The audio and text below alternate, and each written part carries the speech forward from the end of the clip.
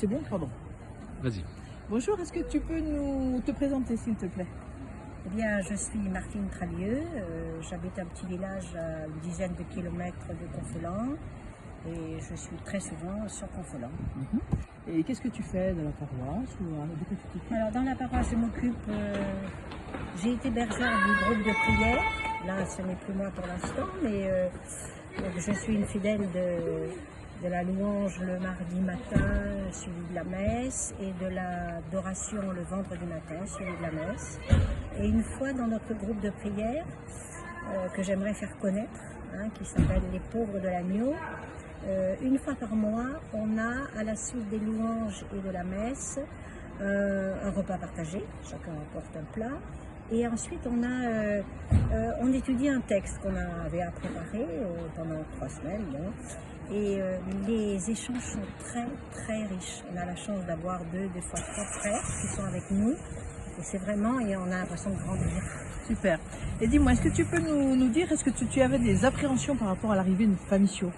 Ah non, moi j'attendais avec impatience parce que je trouve qu'il y a besoin de ça.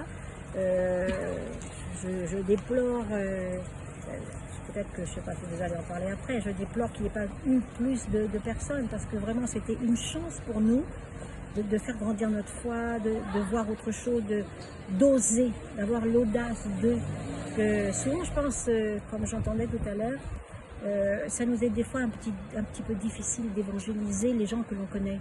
Ouais. Bon, il y a le regard de l'autre, enfin, alors que quand vous êtes arrivés, vous étiez tellement naturel, vous connaissiez personne, donc vous aviez, je suppose, pas d'a priori, voilà. Et ça me semblait très important. J'ai eu la chance d'aller avec un groupe, justement pour parler du Christ, et j'ai découvert des choses extraordinaires.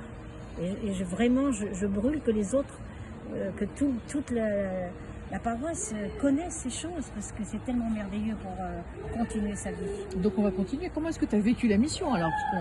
Super bien, voilà, super bien. Les rencontres avec vous particulièrement, les échanges, la mission d'évangélisation, les enseignements riches aussi. Je suis un tout petit peu restée sur ma faim le soir où il y a eu la vie après la mort. Oui.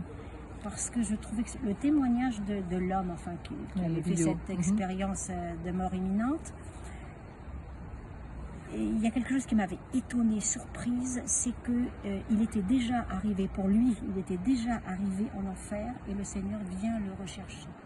Moi, dans ma croyance, je croyais que, bon, au jugement, il y avait ceux qui allaient vers le paradis, ceux qui allaient vers l'enfer, mais une fois que c'était tranché, et le fait de penser que le Seigneur, si on crie vers lui, il peut encore nous rattraper, même quand on semble complètement hors de portée, j'ai trouvé ça très réconfortant et ça m'a boosté. Et j'aurais aimé qu'on le mette plus en valeur. Et dis-moi, avec quoi tu repars? Qu'est-ce que tu retiens de ce temps de mission? J'espère que les petites graines que vous avez semées vont pousser.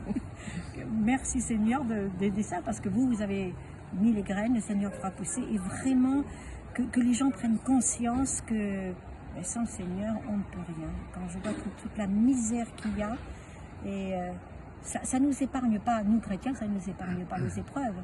Mais de savoir que le Seigneur les porte avec nous, qu'il marche avec nous, qu'il pleure avec nous, qu'il souffre avec nous, je me dis, vraiment, on n'est pas seul.